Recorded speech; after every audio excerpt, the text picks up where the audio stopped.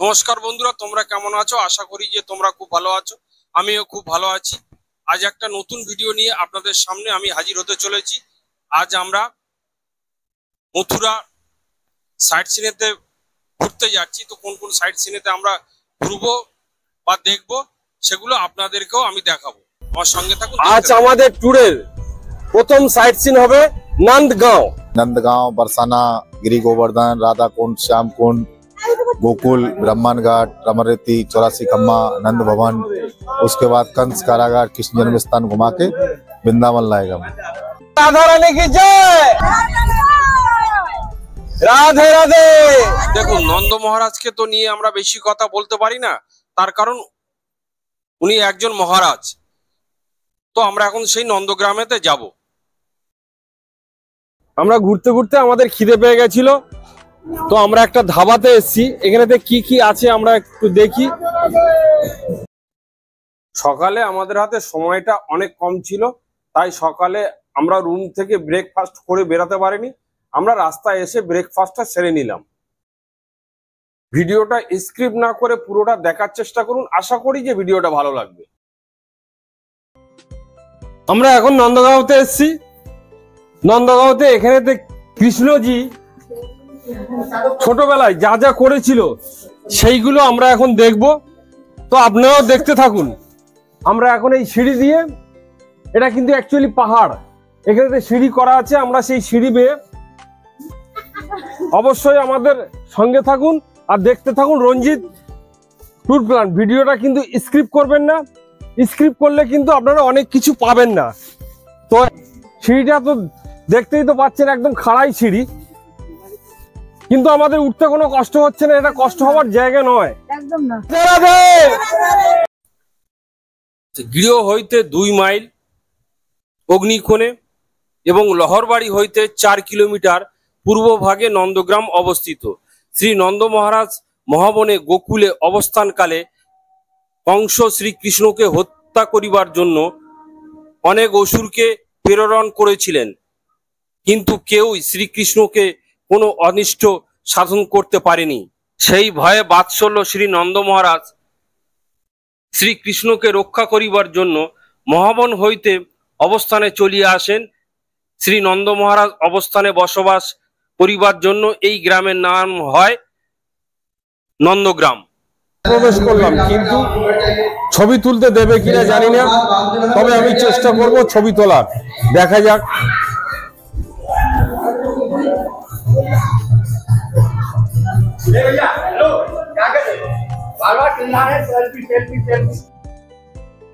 ছবি তোলা বারণ আছে, আমাকে বারণ করা হলো, তাই আমি ছবি আপনাদেরকে দেখাতে পারলাম না। তারপর ওখান দিয়ে পাশ দিয়ে একটা সিঁড়ি আছে, ওই সিঁড়ি দিয়ে আমি উপর দিকেতে উঠে আপনাদেরকে, আমরা কতটা উপরে আছি, উপর থেকে সেই বাড়িগুলোকে দেখুন কত সুন্দর লাগছে, এবং মন্দিরের নিচটা কত সুন্দর, অপূর্ব লাগছে।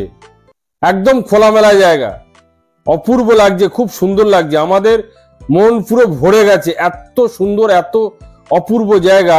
এরপর আমি উপর থেকে নিচে যে গ্রামটা আছে, এখানে ভগবান কৃষ্ণ 8 সখীকে নিয়ে এখানে স্নান করতে আসতেন। এটা 6000 বছর আগে। তো আমরা এখন বর্তমানে সেই প্রেম সরোবরেতে আছি। আমরা 4-5টা ঘুরে দেখব এবং আপনাদেরকেও দেখো। আমরা এখন সেই ঘাটে এসেছি ওনার চরণে স্পর্শের জল আমাদের মাথায় নিতে।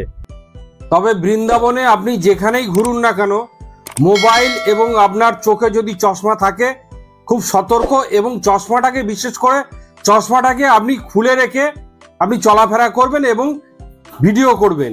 আর মোবাইলটা অবশ্যই শক্ত করে হাতে ধরে থাকবেন, তার কারণ ভীষণ বানরের উৎপাত আছে, এবং চশমা, মোবাইল দেখলেই কিন্তু ওরা তুলে নিয়ে চলে যাবে। তার কারণ আমার চোখ থেকে কিন্তু বানর চশমা খুলে নিয়ে চলে গেছে। সে সিনটা আমি লাস্টে দেখাবো আপনাদের। এই প্রেম সরোবরে স্নান করে তারপরে এখানেতে জামা কাপড় ছাড়ার জায়গা আছে। এই যে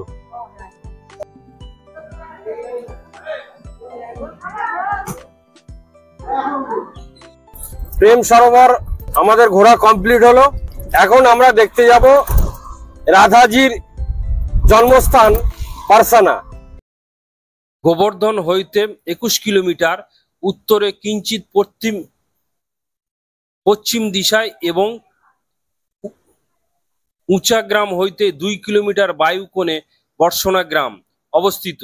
শ্রীমতী রাধারানীর পিতা শ্রী বিষ্ণু ভানু মহারাজ শ্রী নন্দ মহারাজকে অত্যন্ত স্নেহ করিতেন।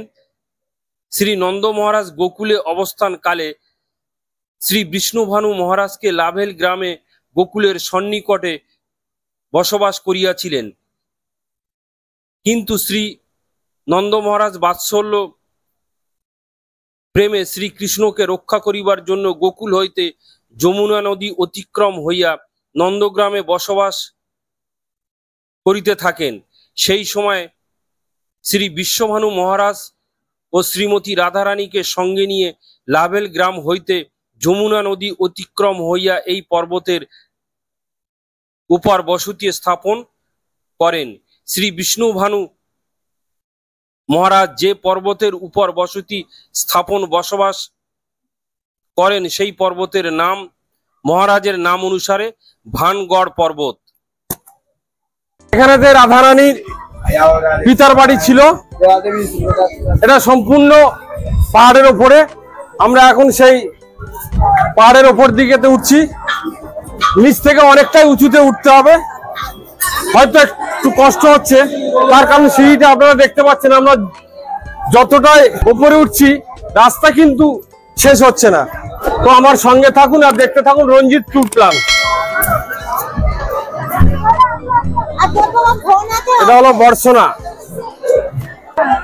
বর্ষণার মন্দির। এটা প্রচুর ভক্তের সমাগম। মন্দিরে আপনারা যদি পুজো দিতে চান, মানে রাধা রানীকে আপনারা যদি পুজো দিতে চান, তো সামনেই এই সব ফুলওয়ালারা সব বসে আছে, এখান থেকে ফুল প্রসাদ কিনে আপনি পুজো দিতে পারবেন।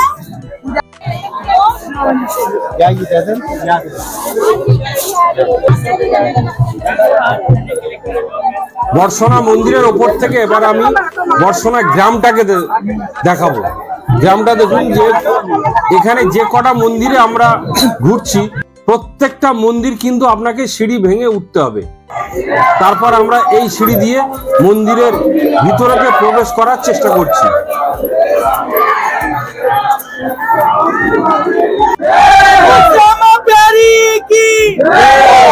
सरकार की राधे राधे श्याम राधे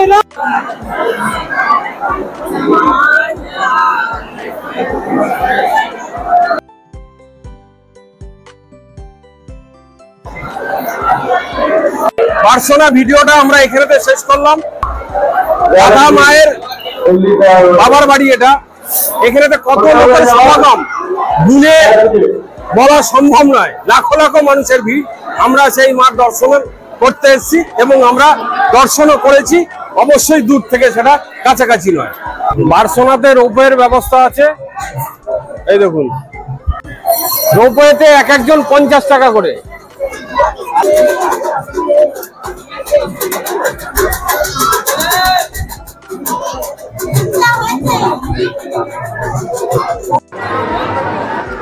বর্ষণা মন্দির আমাদের দেখা শেষ হলে তারপরে আমরা ওখান থেকে চলে আসলাম গিরি গোবর্ধন মন্দিরে। গোবর্ধন রাধাকুণ্ডু হইতে 4 কিলোমিটার দক্ষিণে এবং মথুরা হইতে 21 কিলোমিটার পশ্চিমে অবস্থিত। মন্দিরটাকে পরিক্রমা করবেন, তাতে আপনার মঙ্গল হবে।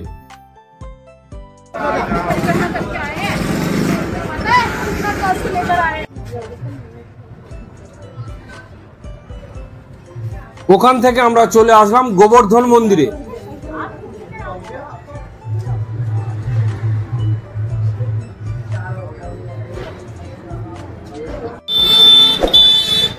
এই মন্দিরটা হলো তুলসী কা লাটা।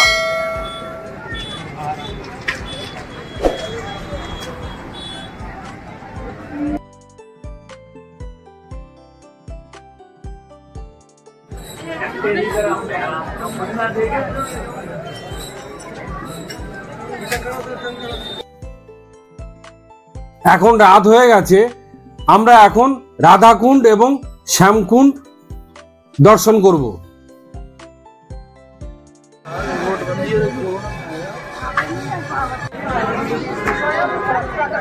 এখন আমরা নামছি রাধাকুণ্ড।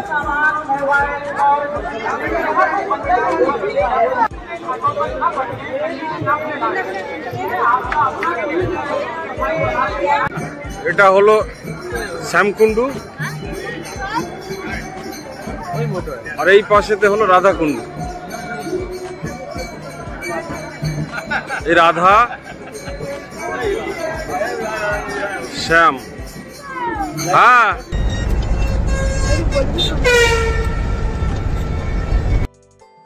কৃষ্ণ জন্মভূমিতে আমরা এসে যখন পৌঁছালাম রাত তখন 8:30 বাজে। তার কারণ আমাদের ঘুরতে ঘুরতে অনেকটা সময় লেগে গেছে, তাই আমরা কৃষ্ণ জন্মভূমিতে এসে পৌঁছালাম রাত 8:30 বাজে।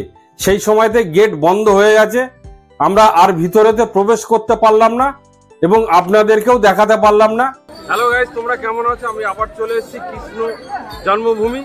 লেখাটা অবশ্যই দেখতে পাচ্ছ। আমরা এখানেতে দাঁড়িয়ে আছি, রাত এখন 8:30 বাজে, সেই জন্যতে গেটটা বন্ধ হয়ে গেছে। এই মন্দির খোলা থাকে সকাল 5:30 থেকে দুপুর 12টা পর্যন্ত, আর বিকাল 4টে থেকে রাত্রি 8টা পর্যন্ত। সেটাকে দেখানোর চেষ্টা করব। ভিডিওটা যদি ভালো লাগে তাহলে অবশ্যই একবার সাবস্ক্রাইব করে পাশে থাকা বেল আইকনটি অন করে রাখবেন।